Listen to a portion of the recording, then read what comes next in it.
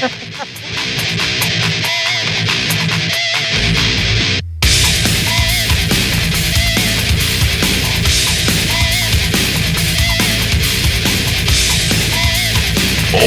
fucking shit!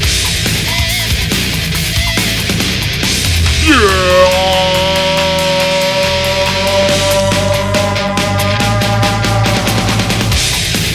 We would have been on a half hour ago. Hey, but you know what? We process of elimination. We found out how to go live on Patreon, everybody. It's a new day. Yeah, it's a new day. Not working. Take the fucking cotton out of your ears, all right, honey? Okay.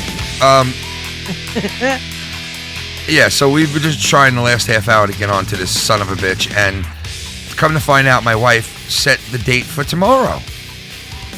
And that was the first. No, it's not all your fault, because that was the first problem. Second problem was finding the URL goddamn thing, and then we finally figured that out, and it was just process of elimination, and we're here now. So what's up to everybody? I see we got 10 people in here. I'm surprised. I thought we had like 2 or 3 people. We never come on, at this time on a Tuesday, let alone on a Patreon. So I want to say what's up to you guys out there. Mr. Ray Rollins, ADTR, Mr. Blake, Old Dirty Bastard.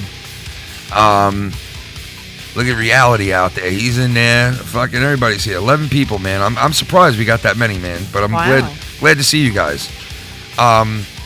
So yeah, we just came on tonight because this is the Patreon, and we're going to give a little extra to the Patreon, and I'm also going to do a Can I Talk separately this week and put it on here as well, and all that good shit.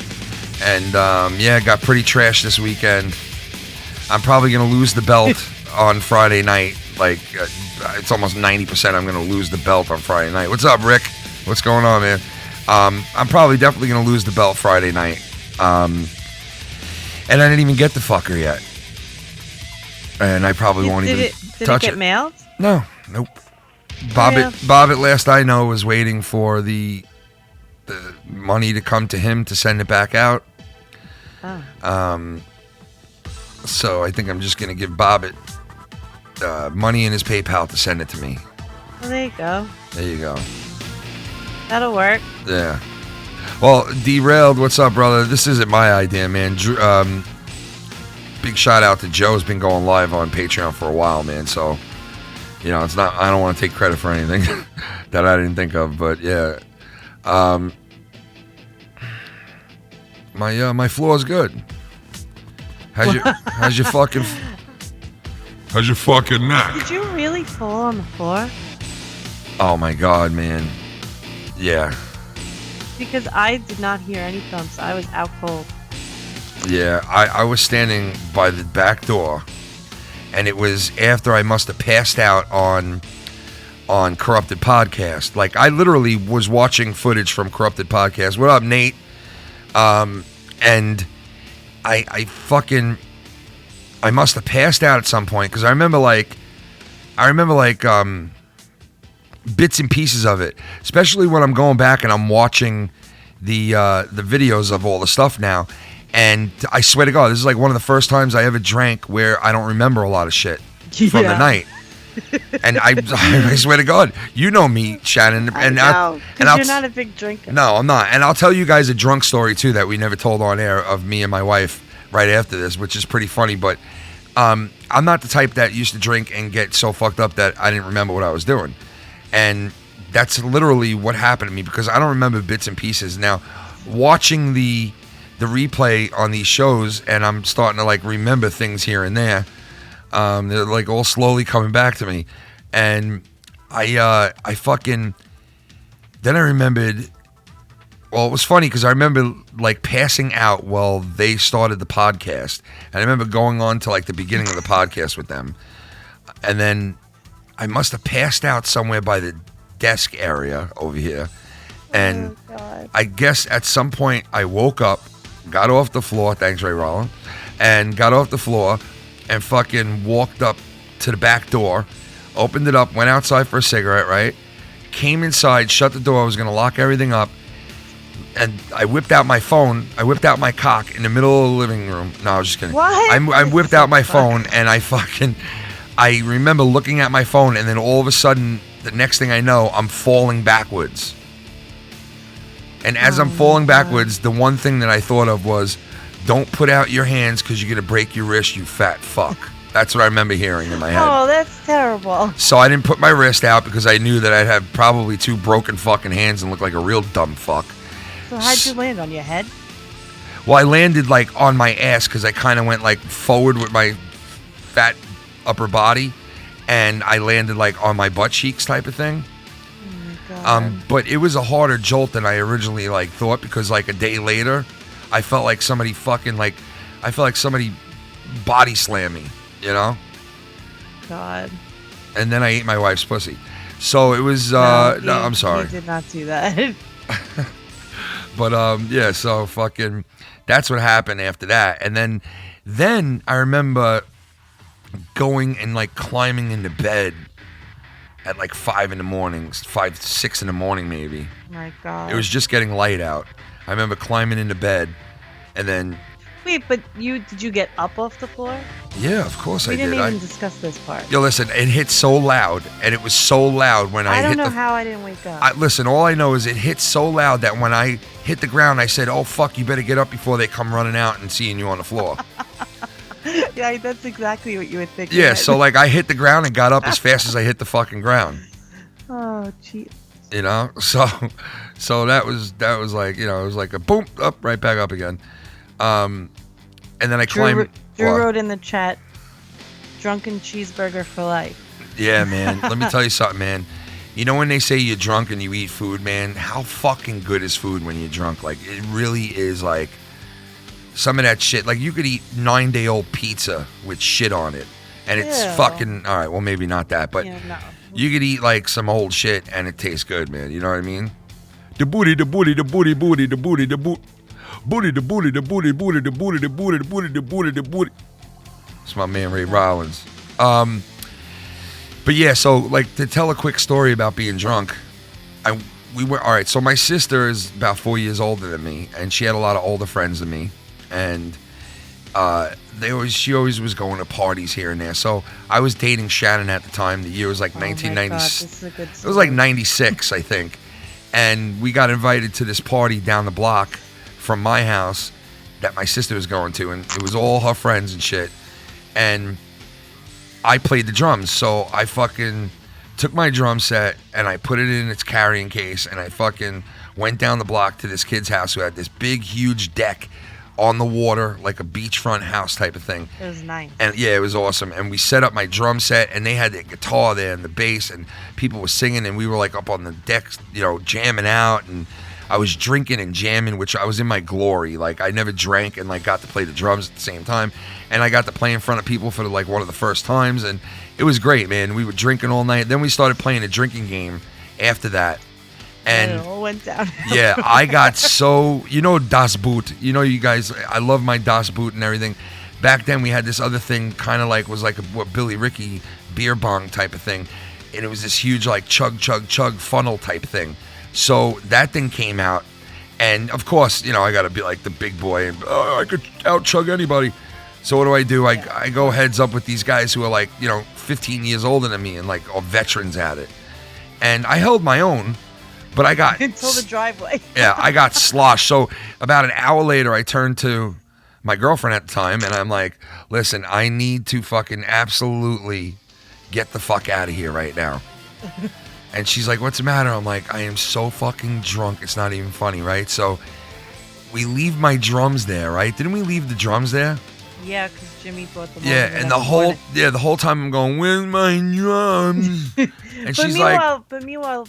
We were only dating, like, what, maybe a year? Yeah, not even, maybe. I don't even think a year. His grandfather was sick in the hospital. Yeah, my grandfather was sick in the hospital, and my grandmother was staying with us at the time because my grandfather was sick, right? So we get back to my house. We're only, like, 17 years old, me and her. We were both 17. All right? Yeah, it was way Me and Shannon are born the same year, 1977, so we're the same age, basically, just a couple of months apart. So, like, walking through life, we were always the same age during everything. So, at this point, we were both fucking 17 years old, young, and I'm sloshed. We just started driving at that point, I think. She didn't really drink, so she throws me in the car, and we drive down a couple of blocks down, and I get home. Now, when I get home is where the problem starts.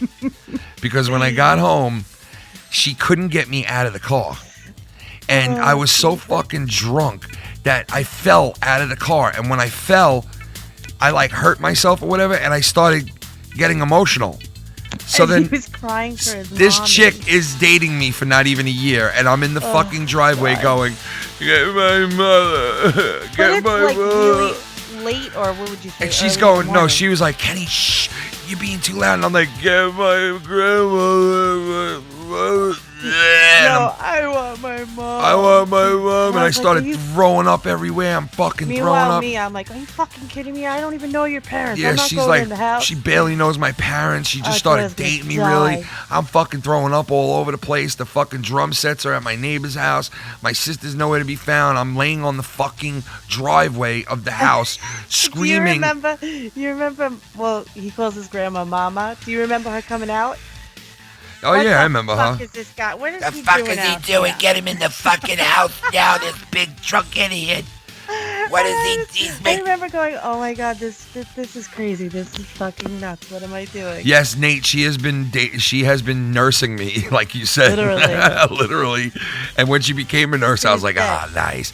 But I got to tell you, the weird thing is, before she was a nurse, she used to take care of me medically more than afterwards. You know, I say, What the fuck does toughen that the mean? fuck up. Now I'm Toughen up. now I'm the one who doesn't get fucking taken care of and everyone else does in the world. Isn't that kind of funny? It used to be just me getting taken care of. Now it's like, oh, I go help out this fucking 90-year-old and rub his legs down. Well, Ken at home. God. Well, Ken at home gets nothing. You know? Those 90-year-old men, you'd be surprised. You go in there, You get change good them up. tips. and they're fully erect. Oh my god, are you fucking serious, man? Yeah, isn't that fucked up? Ew, why'd you tell me Yeah. that, man? I don't do nothing with it, but Of course. Hello. I have to clean. Well, I don't really have to do that anymore. Let me That's tell you my something. Day job, but when I was in nursing school, that was the most fucked up thing to do because you would go in there and you're like, okay, the penis is fully erect and I have to wash shit off of it. Oh, come on, man. Why does the guy have shit off? This is getting it. All right, we got to stop. Oh, no, man. We got to stop this. Yo, what up, Christian? What's going on, buddy? I got to go see the fucking, the new Deadpool.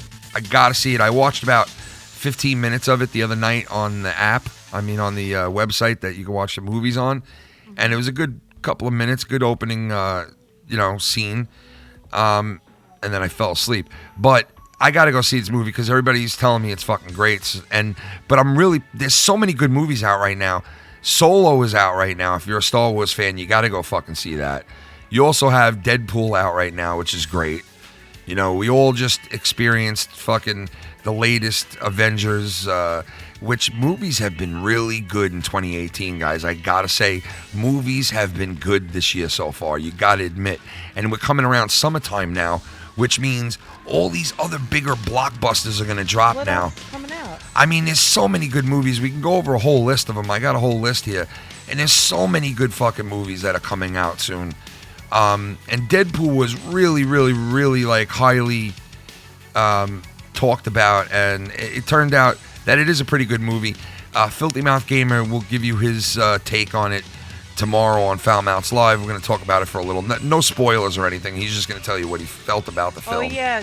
The Han Solo movie's on. Yeah, right? Solo's out.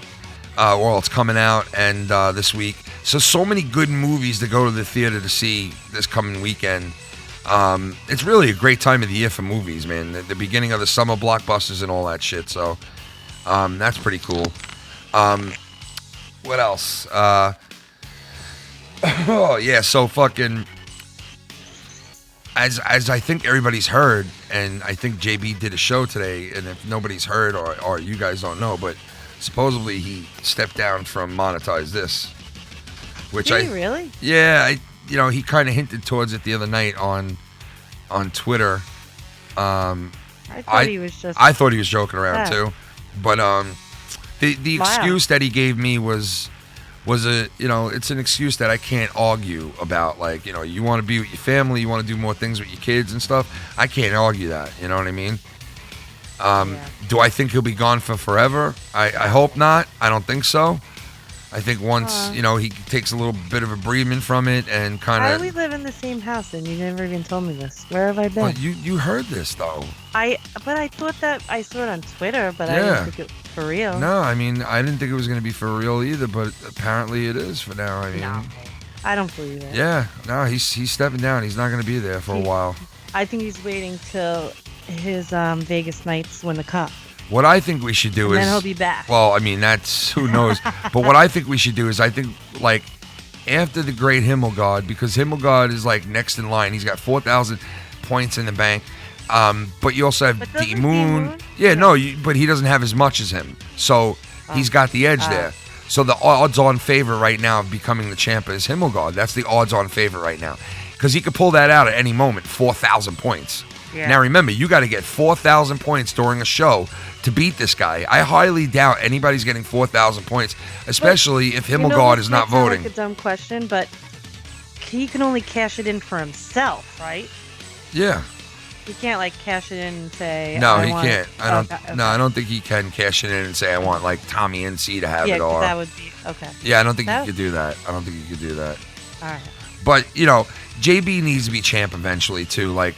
After Himmelgard becomes champ, I'm going to start a campaign, man, and say, come on, let's make JB champ, man. Like, the guy bust his ass on I don't know how he hasn't been. He bust his ass on content all the time. There was at one point when he was doing the show that he was doing on his channel, 4 days a fucking week. Every day he was delivering. I know it didn't last that long and shit. Some people said stuff like that. That was a great show. You know what I mean? It was fun. Didn't I listen to it you did every time you'd be making dinner, I'd come home and she'd have JB on in the background, and I'd be like, "Wow, this is pretty cool," because it became like a normal thing. You know what I mean? And I loved it, and so did you, and we enjoyed. Yeah, and I know Cronin even said he enjoyed listening to it because it was like a nice little thing to throw at you at the end of the day. You know what I mean? And of course, I love the way I'm one of JB's biggest fans. I love the way that he brings the news and all that shit, and.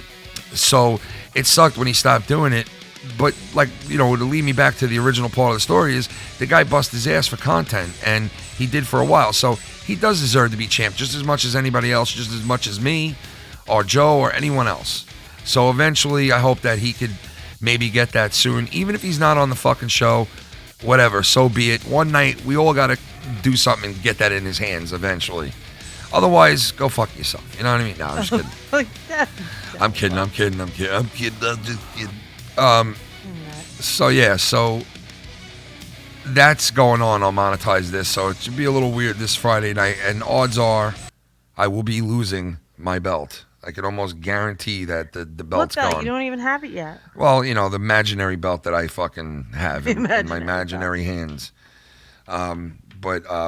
Yeah. But is the belt on the line next week? I'm pretty sure it is. I mean, I don't find things out to like the last minute type of thing, but I think it is on the. Okay. I think it is on the line next week. So it should be another. Listen, last weekend was crazy. Everybody knows. It was the funniest weekend ever. Not only was it a good, not only did all of us have good shows, like Corrupted and Insomniac and monetize this and all the shows and the Corrupted pre-show and everything, but everybody else in the community that did shows had great shows too. I seen a couple other people out there, you guys know who you are, had fun shows, laughter, despite the bullshit that went on. I'm not naming any names or any of the bullshit, but despite the bullshit that might have happened with the funniness, whatever, it's a washout for me. I had fucking fun.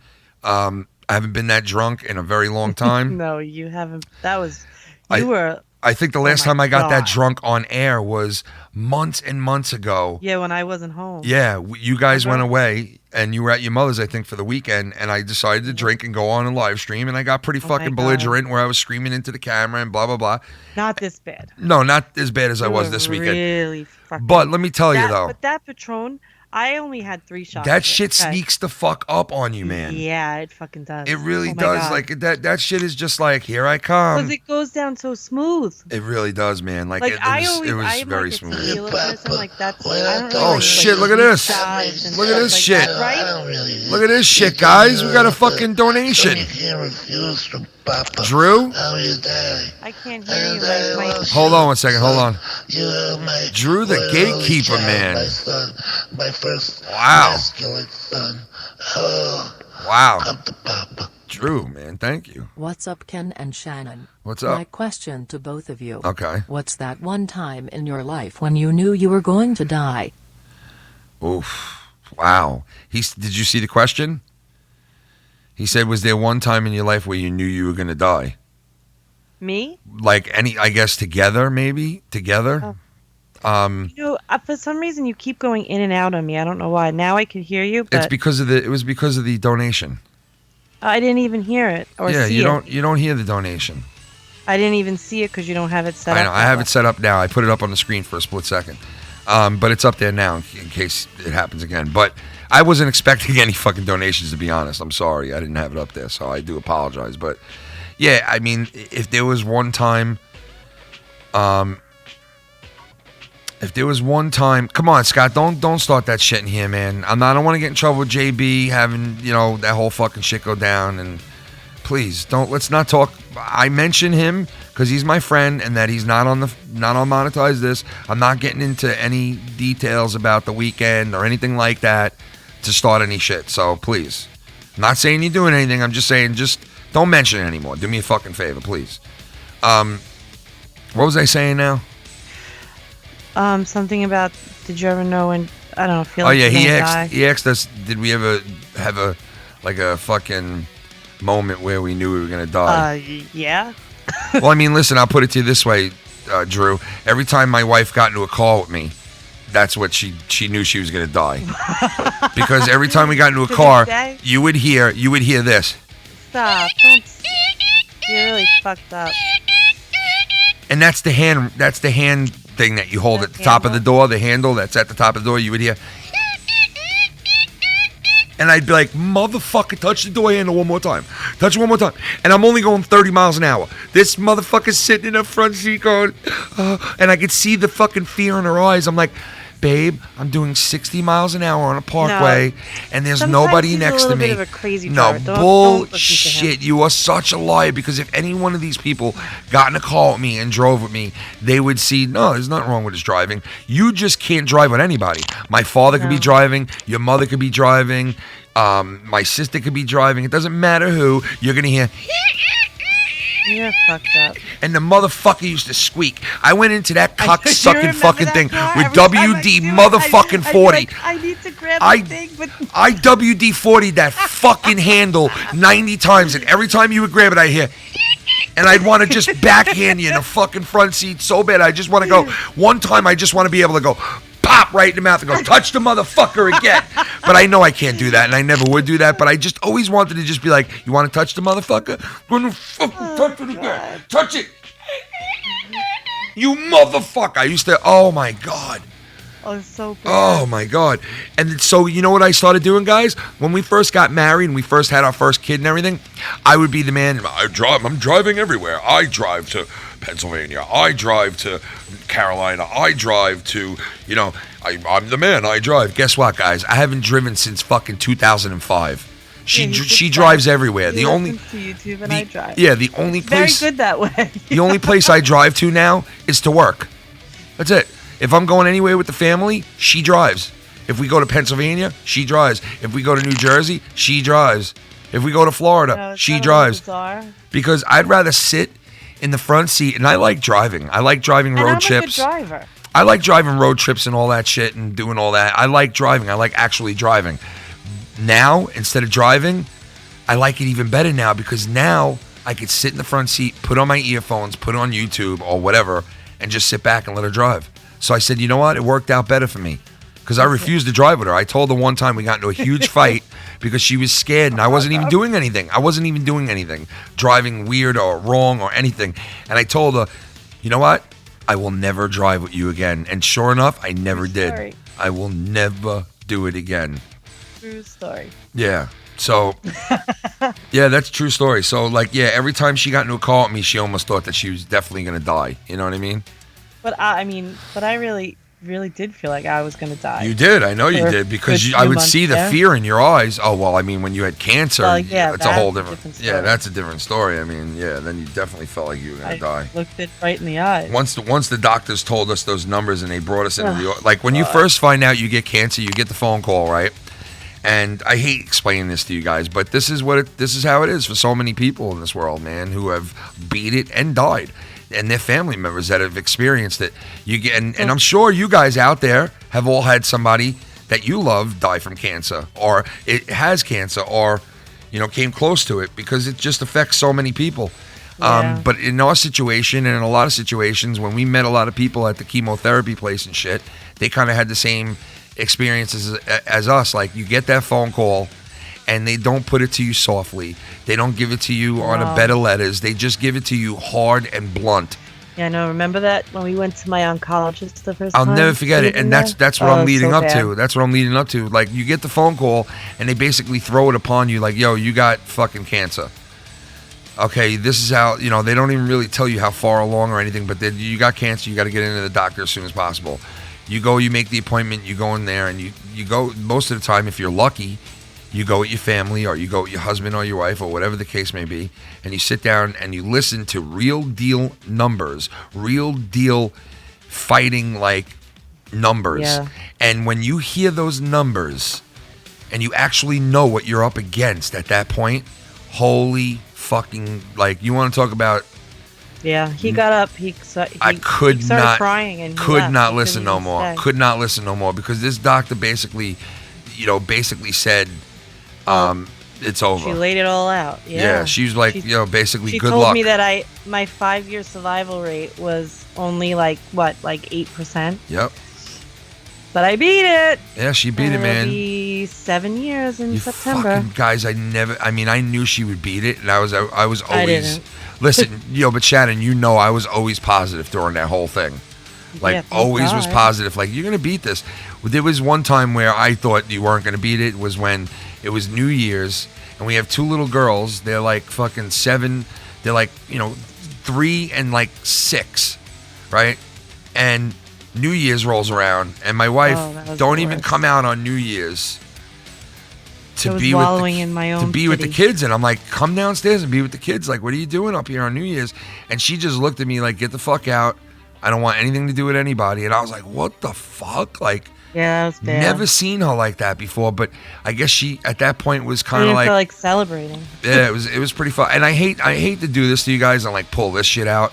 But it's reality. It's reality, guys. Like, this could happen one day. You could get married, and something can happen to your husband or your wife, and this is the shit that you might have to deal with down the road. I never for 1 second, and I'm sure my wife never for 1 second thought we'd get married and my wife would get breast cancer. Oh my God, no way. You never that think happens to everyone else. You think things could happen like that, but you never really specifically think of your situation. And when it hit us, it was like, whoa, like, fucking wake up call, man. You know what? And I remember when I was going through treatment and all this stuff. Remember, your cousin, her son, went through chemo treatment. Yeah, and man. I remember calling her, and I remember crying on the phone and telling her, "I'm so sorry. I didn't know what you guys went through. I'm like, I'm going through it, and it's hard. I can't even imagine it being my kid." Yeah. And I remember saying, I'm so sorry. Yeah, and I want to give a big shout out to you young dudes here, like, especially you, Sausage. Like, you're a young, 15? You just turned 15? Like, you're a young dude that understands what it is to, like, have respect for people and what life's all about, man. Big shout out to you, man. Because, just to say something like that is, it shows what kind of a man you're going to be when you grow up, man. And, like, how much of a man you already are, dude. I really, truly mean that. And all you guys in here, these are some of our closest people here, Nate and ADTR and Derailed and Christian and all you guys, man.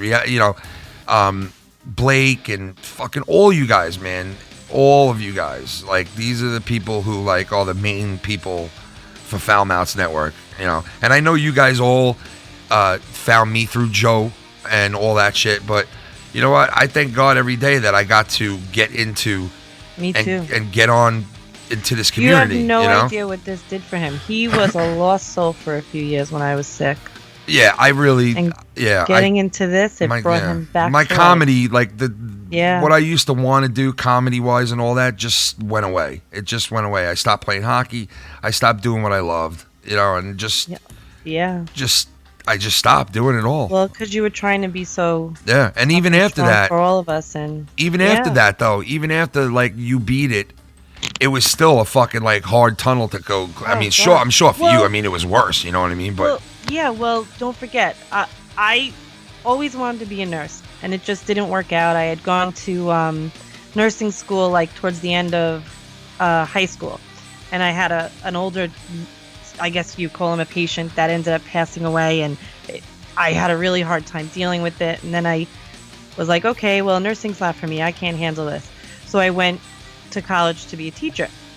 That didn't really work out well either because I wasn't really good at talking in front of people. I remember you came home one day and you were like, this motherfucker made me get up in front of the whole fucking classroom and talk, and everything got fucked up, and I am fucking leaving school. And I was like, one fucking night of one guy, one time, made her change her whole direction. One dude. Listen, I had to do a presentation in front of a class of my peers. And I was not. Now I could do it with my eyes closed and not even care. But I was not a public speaker. I was young. I was immature. I didn't know what I was doing. And I went up there and I'm doing this presentation. And when I get nervous, I talk like 500 words a minute. Yeah. Like fast. Wait, save that thought for 1 second. Big shout out to Ray Rollins too, and because he's another young dude, and Derailed. You're right, man. It does give hope for the future of like, guys like Christian and Rollins and Sausage and a bunch of the young dudes in this community, like, are good people. Like, and you can't. A lot of people are fast to bash this generation of young dudes that were born after 2000. They're so fast to like bash that generation. But what they don't understand, I said it to Dirty the other night. No, don't bash this generation, bro, because people used to bash the shit out of our generation and be like we were degenerates, that we used to walk around with our fucking pants down to our ankles, and we were fucking the rap kids and the fucking, you know what I mean? Like we were this new generation of like these, I hate to say the word, but they used to call us wiggers. You know what I mean? That's that's the fucking shit that they used to call us. You know what I mean? But I was a proud motherfucker. I was proud that I listened to hip hop. I was proud the way I dressed. I was proud the people I hung out with. You know what I mean? But they used to look down upon us. That's why when Filthy was like, this generation, blah, blah, blah, it was either Filthy or Chris. I'm like, don't be so quick to, these guys, you never know what they're capable of. If they're anything like you guys that we just mentioned in the chat, then, we got a good generation of people ahead of us, man. Like, Americans have always rose to the occasion, no matter what it is. So, and that's always in us, no matter how old we are or when we're born. But go ahead, Shannon. You were saying that you... Oh, yeah. So I went up and I did my presentation and I spoke like really quick. Dying on the inside. I must have been every shade of red could be. Yeah. And this kid raises his hand in the middle of my presentation. Doesn't let me get through it. He raises his hand and goes, "Can you please slow down? I can't understand what you're saying." Yeah, that was it. And I thought I was going to fucking die. She came home that night like... all I wanted to do was run out of the classroom and cry. I wanted to find this guy and fucking hit his mouth in, because I was like, do you know what kind of fucking anguish you brought me, you motherfucker out there, wherever you are? Like, you know what you made me deal with for the last fucking 2 weeks, you piece of shit. But I literally went and I changed my major the next day to like psychology. So I got my 4-year degree in psychology, graduated, and basically I didn't know what the fuck I was doing. Yeah. But then we have 2 kids, right? Right. And then she says to me one night, "I want to become a nurse." And she said stuff like that to me before. And this time I looked her in the eyes and I went, "You ain't got the fucking balls for it." And she was like, "Oh no." And I'm like, you can't do it." She was like, "Oh, I can't." I remember I called. You called that night, yeah. No, I thought it was that night, but I remember saying, "You ain't gonna do it. You ain't got the balls." And I would never say that to her. I always used to be like, "No, you could do it, babe. You'll do it." This night in particular, I was like, "You know what? You ain't got the fucking balls to do it. Stop sitting there talking shit. You ain't gonna do it."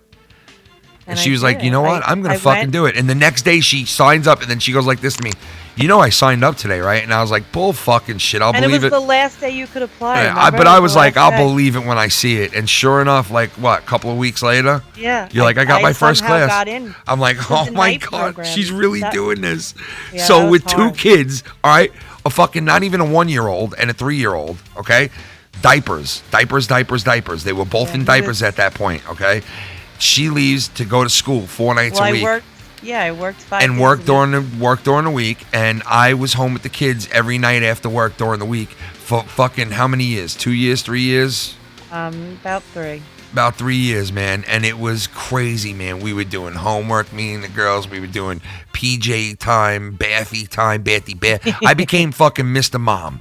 Yeah, he did. For the first time in my Thank God. life. But I tell you, I learned a lot, man. I learned a fucking lot about you kids and, you know, and how to handle certain situations as a father. Thank God. It was a 'Cause crash really, Then I course. finished school.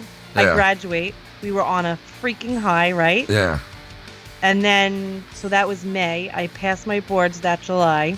yeah. I'm searching for a job, and I went to the doctor. And then, like, what is it? About a week later, they told me I had breast cancer.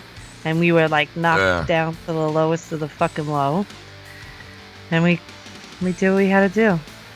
Yeah. But we were not the norm. Remember going to my treatments though?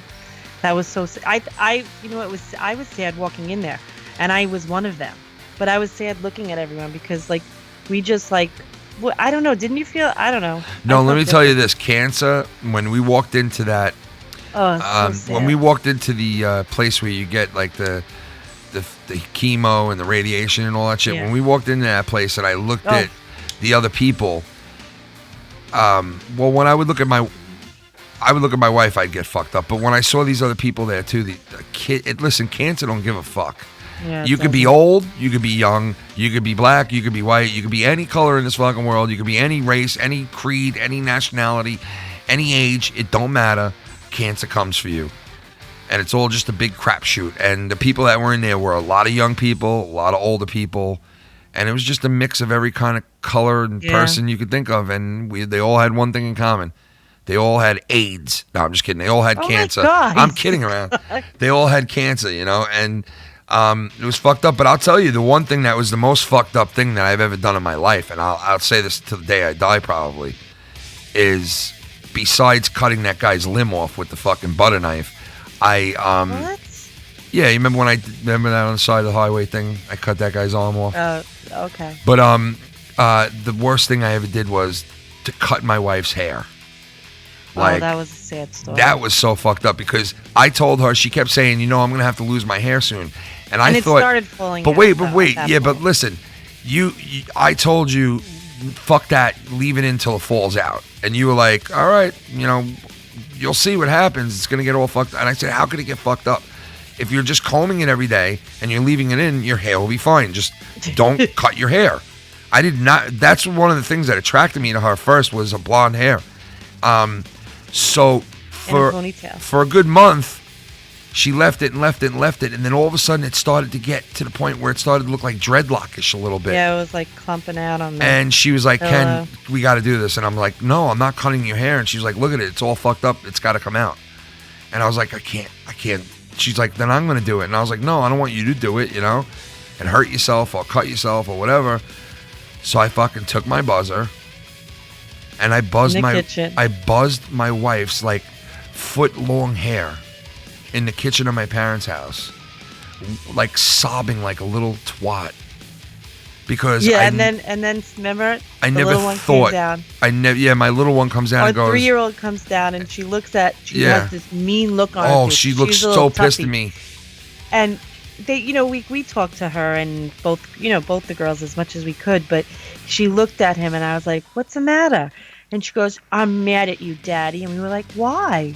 "You're making Mommy look like a boy." Yeah. And I started laughing so hard it like broke the ice, I think, for both of us. It did because it brought me out of like this stupor of me just standing over you, cutting your hair and like just sobbing like a fucking lunatic. Where my father was like, you know, it was just a fucking bad scene, man. It was just very. I know, but see, you know what's funny is that the kids like really those are the ones that they kept us. Yeah, they saved us. Going. Yeah, they did. Because remember the time I told you I was at the bus stop? I had to still get up and get through treatment and everything. I had to get the kids up and out to school. So one day, I didn't really like wearing a wig. It wasn't my thing. So I would wear hats. But I had this one hat that had remember the one with the hair attached to it? Yeah. So I stuck it on one morning to go out because I didn't want to go out bald.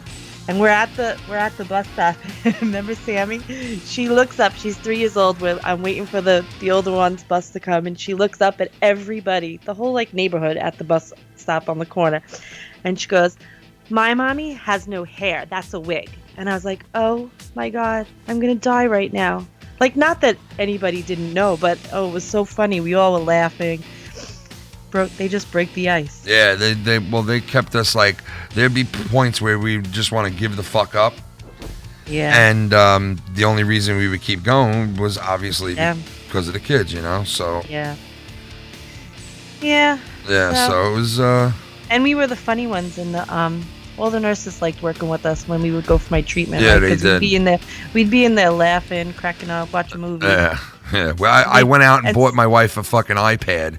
As soon as I heard, oh, this is a schedule. She's going to be going chemo this many times a week and blah, blah, blah. So I went out and I bought like this brand new iPad and with a shitload of like gigs on it and all that shit. And I was like, here, something so you can fucking enjoy yourself, at chemo and shit. Myself. But no, I mean, you know what I mean. I know, I'm only and kidding. I used to take my portable DVD player with DVDs with me, and because we'd be there for a couple of hours, Yeah.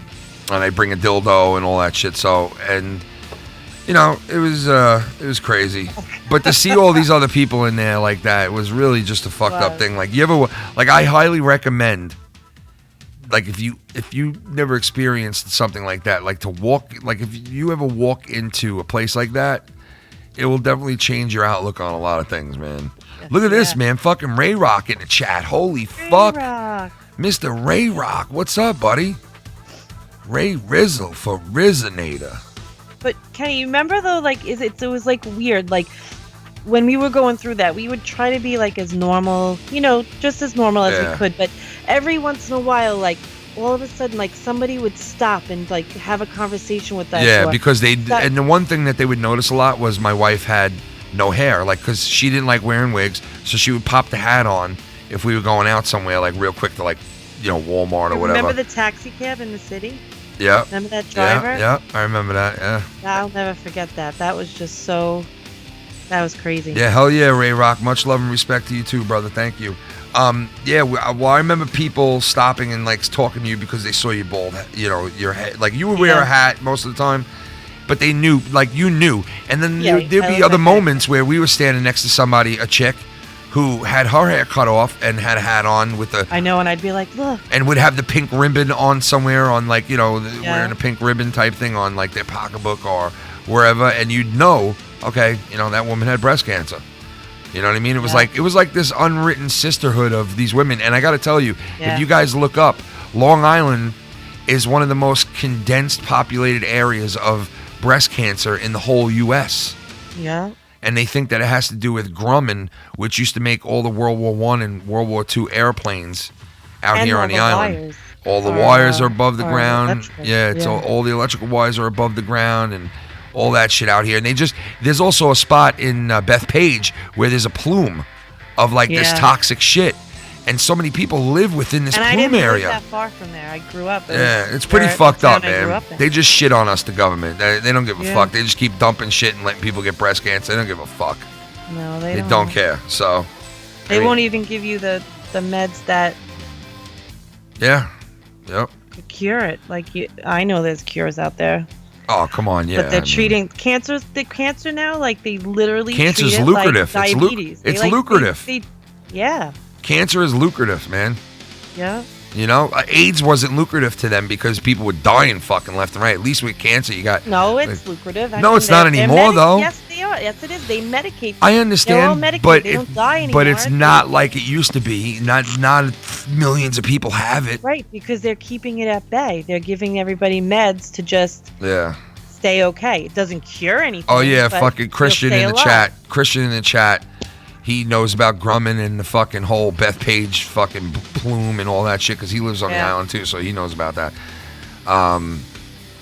So I mean, it's fucked up what they did on the island, man. Plus, don't forget, guys, in case you guys don't know, we live like 40 miles away, 50 miles away. In Cali, they just have a bunch of butt fucking pirates. In case you guys don't know, we only live like 40 miles away from 3 Mile Island, which is a nuclear power plant here on the East Coast. which they said active? That's not active. Yes, it most certainly is. I know nothing of that stuff. I like it stay most certainly in my mind is, away man. from all that. I know about that motherfucker because I always got my mind on that. Because let me tell you something. On 9/11, instead of taking those planes and smashing them into towers, they could have went and smashed them into that nuclear power plant, which was only like 10 minutes out of their way. And you know. That's a very possibility, man. Like, how you gonna stop a fucking plane from going in one of those one day? Yeah. You know, like that's just scary shit with these nuclear power plants all over the fucking place. You know.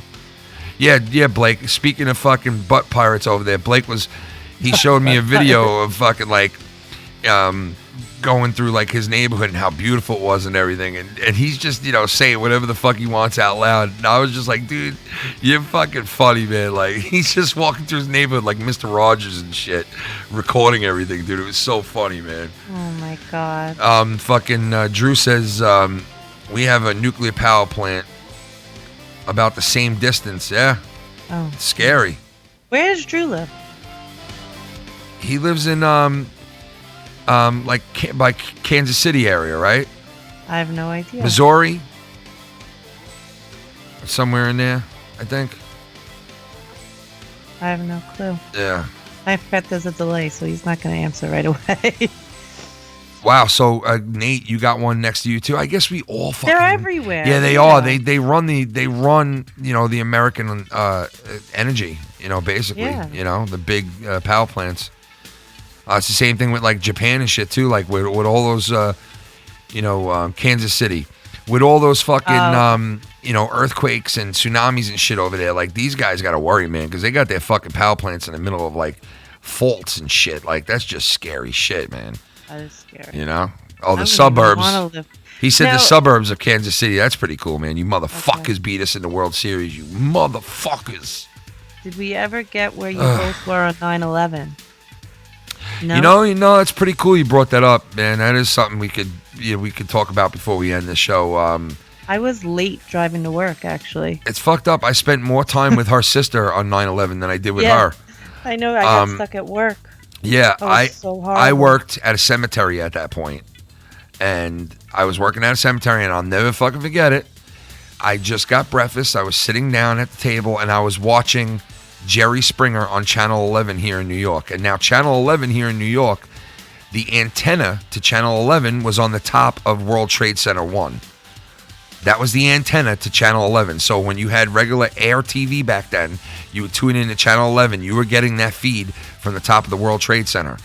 Okay, so when I was watching, the other Trade Center was on fire when they first broke into the show that I was watching, Jerry Springer, and they said, one trade center has been hit by a small airplane, a prop plane, blah, blah, blah, this and that, which we thought nothing of it, right? Well, yeah, because remember there was like that, something happened not that long before that. There was like a glider, right? Remember there was there was, okay, happened? So there was a pitcher for the New York Yankees. He was in this fucking like little prop plane, and he smashed into the side of a building a couple of months before that.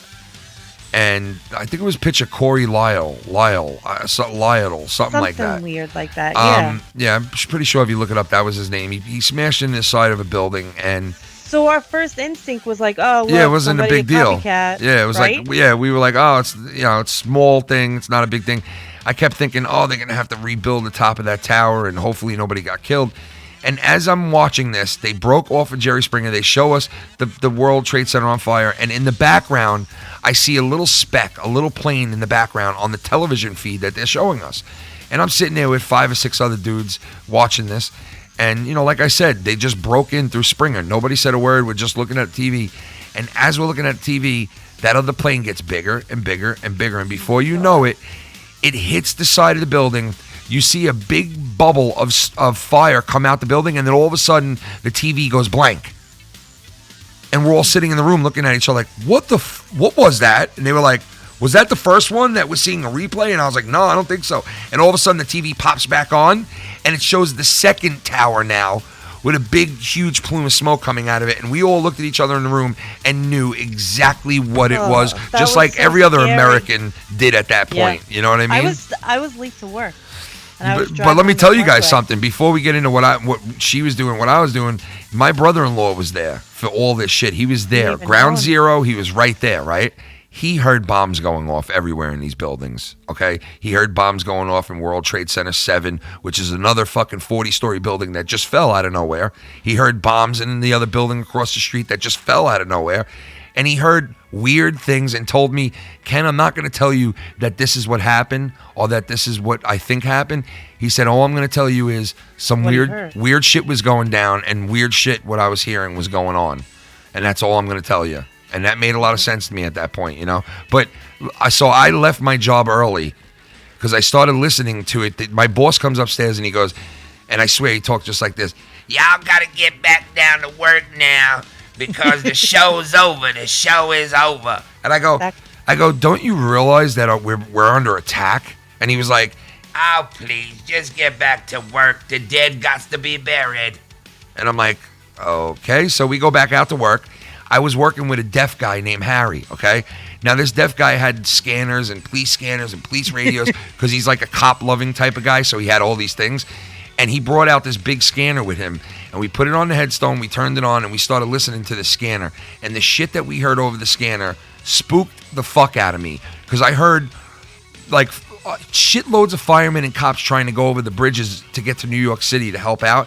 And they literally wouldn't go on the bridge until they knew it was clear. And you heard, no, don't go over the bridge. Clear it off. Clear the bridge. You're going to blow the bridge.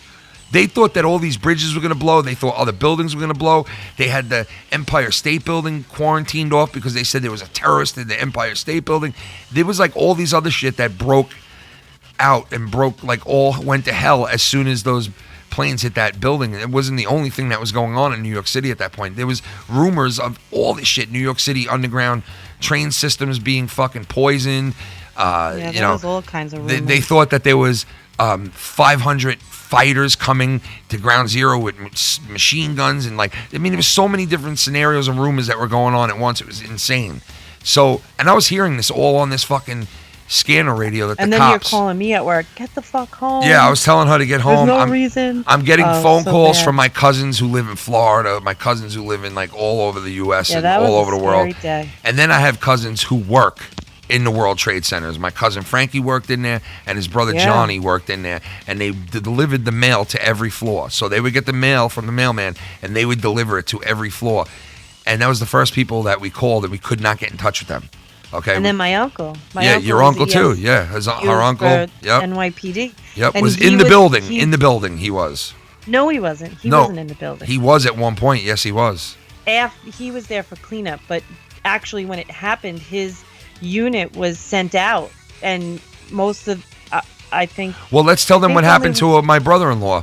My sister met her husband at a New York City fireman fundraiser in December of 2001. So she would have never have met her husband if it wasn't for 9/11, let alone had the 2 kids that she had with the man. Because she met him at a fireman fundraiser ball. And when she met him there, he was like, I was in 9/11. And she was like, oh, man, this sucks. What happened to you guys? The fire was still smoldering when she met him there. So crazy? Do you know that? The fire was still smoldering in December. It was still smoldering into the new year. Into 2002, that fire was still burning. You know what's really messed up is those one moment changed people's lives, some for the better and some for the worse. Yeah. It's so crazy. Isn't that crazy how that can happen? Yeah, Osama bin Laden's life got so much better after that. He was known as he was I'm a man out on the town now. I go to caves and That's not even funny. No, I'm just fucking around. And I'm laughing. I'm just kidding. I'm just kidding. But his life got immediately better. No. But really, and then some people their life, the trajectory. What is that word? Hello. I can't even say it. Their life path changed. The light path? Well, I mean, yeah, it did. The path of their life. It could have went a different way had that not happened. Yeah. I don't know. It's crazy. Yeah. Yeah, I mean, it's crazy, man. I have a lot of Pakistani friends that live on Long Island because a lot of guys from Pakistan, from Iran, from because we're right on the outskirts of the city. Everyone's but I'm saying I know a lot of dudes from Pakistan, Iran, Iraq. I know a lot of dudes from what's that other Middle Eastern. Well, a lot of Middle Eastern countries, right. A ton of them. I have my one friend who lives in Afghanistan, who works down at the gas station. I bullshit him with him every day. And these are good people, okay? They have a mosque down around the block from my parents' house. They're not bad people. These people are good. I just hate seeing people judge other people off of what, fanatics did, because the Catholic religion has fanatics that are assholes, that, are fainting when they get touched and fucking, but there's always fanatics out there. So, but I was talking to him about that shit, and he told me that the Middle Eastern people that lived in New York knew, not that they knew that they were going to be, that they were tipped off like, hey, stay away from the trade centers today. They knew out of speaking with their family members overseas, and really, they knew that something was, they didn't know the exact day or how it was going to go down, but they knew something was going down, because they knew that the terrorism was getting too rampant, and they knew that these terrorists wanted to hit America where it hurt, just to wake them up, because we didn't give a fuck about what was going on in the Middle East. We didn't care, you know what I mean? And they were like, we want you to understand what's going on in the Middle East, so now we're going to fucking slap you in the mouth, and now you're going to be all, and now, look, we haven't left there since. That's crazy. We've been in Afghanistan. This is one of the longest wars that America has ever been in. You want to call it a war, conflict, whatever. This is one of the longest times America has been abroad in another country. The longest time. They weren't even in Germany or fucking Japan that long. They weren't even in Vietnam that long. Like, it's pretty fucked up, man, what happened. Every time you say Germany, I think of that asshole. Oh, yeah, Tommy fucking C, man. He's never going to leave. Guys, this guy, Tommy C, man, like, oh, my God. I don't know why. I can't believe I used to work with this dude, man. Like, I can't believe I used to work with this guy. Like, what a fucking tool this dude is. He goes and two YouTubers will be fighting each other, right? Then all of a sudden he goes and throws the two YouTubers up on a what is that called? A thumbnail. And then he'll throw his picture into that thumbnail with them and make it look like he's arguing with both of them too. So he interjects himself into other people's arguments and then goes on his live stream and acts like he's defending one or the other, and with hopes that they will call his show. And he's done it, and I'll give him credit with that. He has got people to call his show. I mean, he got Keemstar to fucking call his show. That's how he got known, because Keemstar took him in, But the shit that he says and he does, I'm just like, it's weird. It makes me fucking just like, thank God. Yeah, thank God I didn't stay there with that guy, man, because God, it was just he used to tell me, I don't want you talking at this point of the show. I don't want you to say these words. I don't want you to do this at this time. I want you to, whenever I tell you. He was like Hitler. It really fucking was. He literally was like, you don't talk unless I talk to you. He was like, I want you guys every half hour to say footages. Oh, and the footages, guys, the footages. Ken, Blake wrote in there, no SmackDown review from Cronin. He's in the hospital getting x-rays for his foot. What? That's what I think. Now look, everyone, look at my response in the chat. I wrote, what? With 3 question marks. Yep. Not funny. Is he getting x-rays on his footages or his foot? On his footages or his foot? Is it his footages? I wrote foot, and Blake said correct. Wow, I wonder I wonder his how foot that happened. On Saturday night? I wonder how that happened. Like, did it happen recently? Like, I didn't even hear about it, man. That's weird. I have no idea. It's fucking weird, man. Very weird. Wow, man. I hope a quick. Almost as weird as one dislike on an unlisted video. Oh, footages. Oh my God, my footages itch. Oh.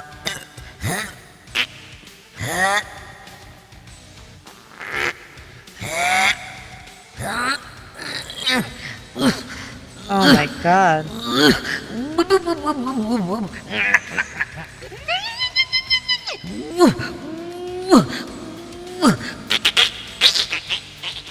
My footages. Your foot itch? My footages itch. My footages. Hey Ken, my footages. My footy foot. My hood and footy. My footy hoodie. I gotta find out what the fuck happened to Cronin, man. What the fuck is that all about? Christian said he injured it hunting cock McSkinnon. Oh no! Oh no! I was hunting some cock McSkinnon, and I fell. Fucked my whole shit up. Oh, I just got that, Drew. You're right. What? I'm getting it. I said something about the dislike. I don't know how you have a dislike for a Patreon thing, but I just got who it is. You think it was? No, it wasn't. No, I know who it was. No, you don't. I got it No, you don't. telepathically. My brain got it. No. Yep. No. Yeah. We had a good fucking time. Saturday night was lit. Gonna do it all over again. All over again. All over again. We're gonna do it all over again. Yeah. We're gonna do it all over again. Come and tell your fucking friend that we on the Foul Mouths fucking network again. Yeah, we gonna do it like when we begin. Yeah, we gonna do it with the crew, baby. Foul Mouth Gamer. Disclaimer, baby. Speaking of foul mouth, filthy mouth game, he was just calling me. They're getting ready to do their video game show finally, man. I can't wait to fucking see this show myself. And it's gonna be here on Patreon first. So for you guys on Patreon, it'll be here. That's good. Yeah, it'll be on here. The first week. The first episode will be on here for a whole week. So it's gonna be pretty good too, man. They're gonna get really in depth into video games. And yeah, this week we're going to have Bill and Ken's Excellent Adventure this Thursday. And then the Thursday after that, we finally made a deal with Mr. Lucky Low. And we're going to be doing Foul Play finally again. I promise you guys, it will be good. Yeah, it will finally be back next Thursday. So this Thursday is me and Billy Ricky.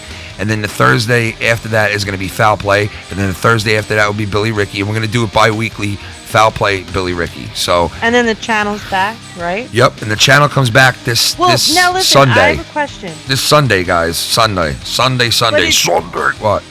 It says that it expires on the 26th. So which means when the next. Cronin told me the next day. Are you sure? Yeah, Cronin told me it's the next day. So you won't be able to go live on the 26th, but on the 27th you can go live.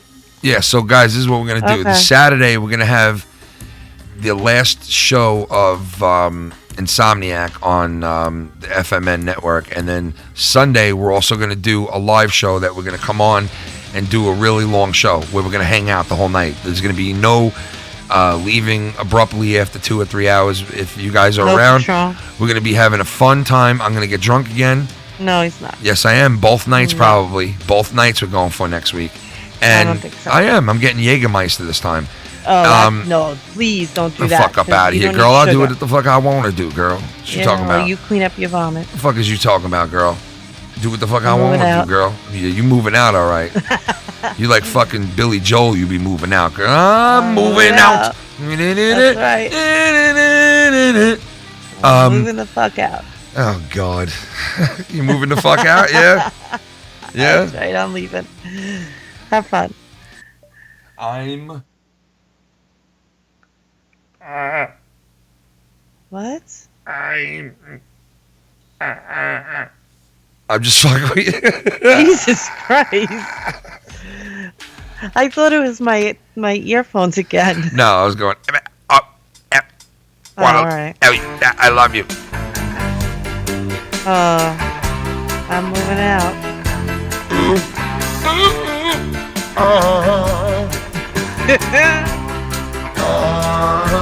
Yeah. Sunday works at the grocery store, saving a penny for Sunday. She works at Mr. Cacciatore down on Solomon Street, across from the medical center. And it's too hard to give you a heart attack. You ought to know by now. Working too hard to do you a heart attack. Is that all you get for your money? And it seemed like a waste of time. If that's what it's all about, good luck moving up, 'cause I'm footages. Ooh, I got footages. Ooh, in my butt. Ooh, moving shit. I'm moving bowels. I'm moving bowels. Ooh, I'm moving bowels. Ooh, moving bowels. Well, Tommy used to work at the strip place, but he gets paid for his money. Tommy can't work with a broken back. He wears these big glasses in thunder, and his ass smells like some shit. Yeah, he does live streams and taking shits. Yeah, good luck moving up, cause Tommy's moving out. Oh, Tommy's moving bowels.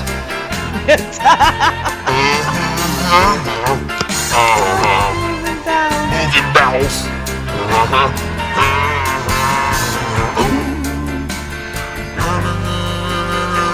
wanna know by now. Tommy can't work with a deuce in his pants.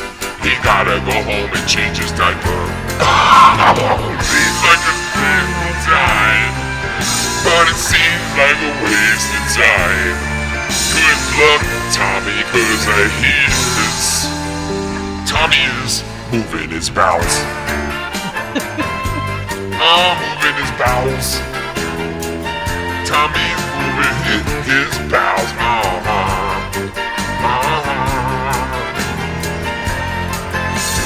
Tommy can't even work no more. His ass is hurting him. His buns are killing him. His buns and his neck are choking his throat. His neck is totally choking his throat. Tommy's moving bowels. Oh, Tommy's moving bowels. What have we got about Joe here in the chat? Let me see here. LOL. So Joe's gonna have a boot, maybe. It's a boot time. And maybe he'll wear it on his cock and make up a story about having a cock boot. That sounds about right. Kenny, they were asking if you're taking calls. Das Boot. Yeah, I'll take a couple of calls. We're gonna bounce in like 10 minutes, but I'll take a call or two if you guys want to call in. I mean, there's not many of us. I gotta go watch Roseanne. All right, you want to bounce and? I don't know. I'll listen. All right. I mean, guys, yeah, I'll take a couple of phone calls if you guys call in. I know there's not a lot of us here, so that's why I didn't think that there'd be even calls. But I mean, if you guys want to call in, man, I'll take the call. Cause I'm moving bowels. What music is this? Listen, you ready?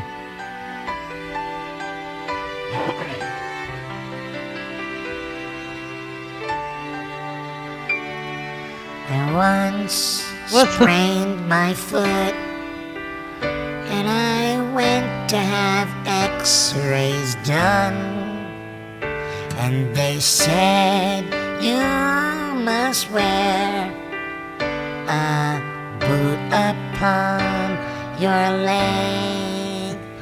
And Billy Ricky came to me, and he told me, help me walk, yeah. I put my foot in a boot, and I did wrestling review for you. My foot's killing me, but I'm still on YouTube for you to do wrestling reviews. And I'll walk away, I'll smash my keyboard, make it sound like marbles on the floor. Yeah, when I climb through my window, I'm climbing back into you, yeah. It's a boot time, I put my foot in the boot. I put my foot in the boot for you, my baby. Shut the fuck up! You fucked the whole song up. fuck the whole fucking thing. How's your fucking neck, you twat? No, I don't want this again, you fucking dirty. Kenny, I can't even listen to you sound so funny.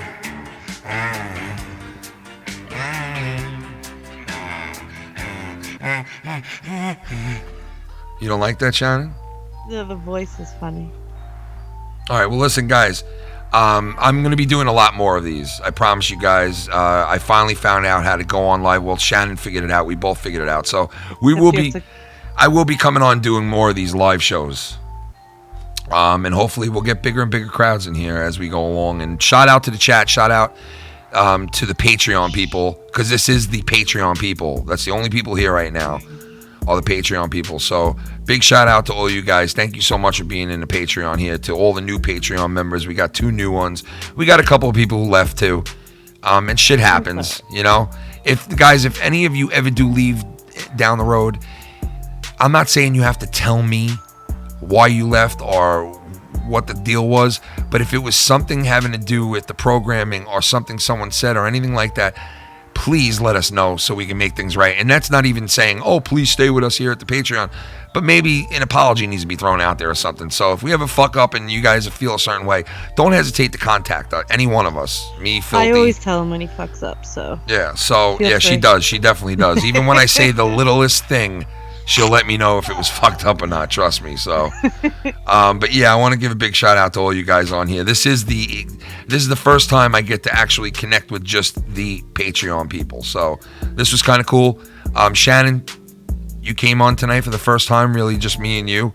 So I do. Thank you. You did great. I loved having you in here. It was awesome. It was a good show. I feel it was a good show. I hope you guys enjoyed yourselves. I hope we could at least, entertain you for an hour. And we will be doing more of these, probably Tuesdays and shit like that. Me and Shannon will jump on, and you also see a Can I Talk up here before the weekend comes, and you will also get the first Filthy Mouth Gamer and Mr. Chris and a bunch of other people in the community that love video games are all invited to be on this show and be a part of it.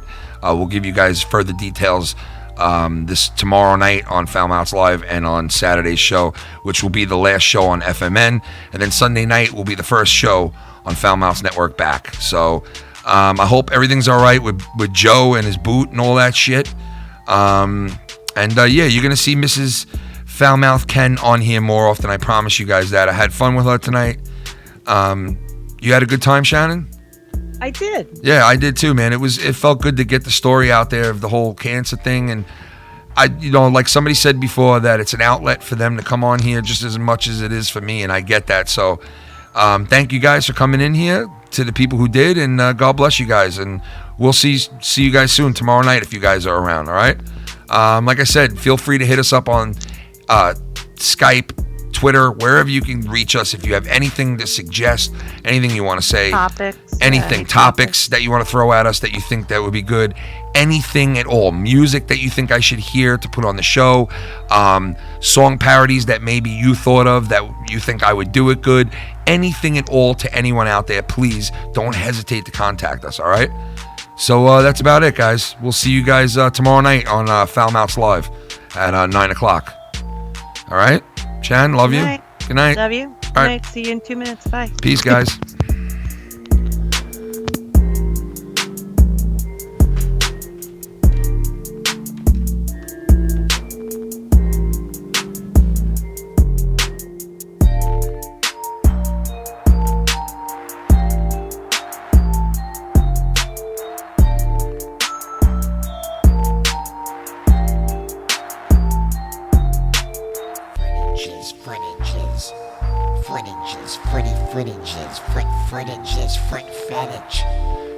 fetish, yeah, I'm afraid, oh, yo, dropping brothers like they afraid, oh, no, Tommy do a deuce, in his bottle boost with a pack of poutus, oh, yeah, Tommy, I'ma do a deuce, yeah, do the deuce, Tommy, footages, fucking footages, yo, my foot itches, bitch, my foot itches with the footages, foot itches with the footages, the footy with my putty, tag putty. Don't forget, everybody, This Saturday night, Insomniac, the last episode on FMN Nation. And then, the Memorial Day Telethon, this Sunday on the Foul Mouths Network.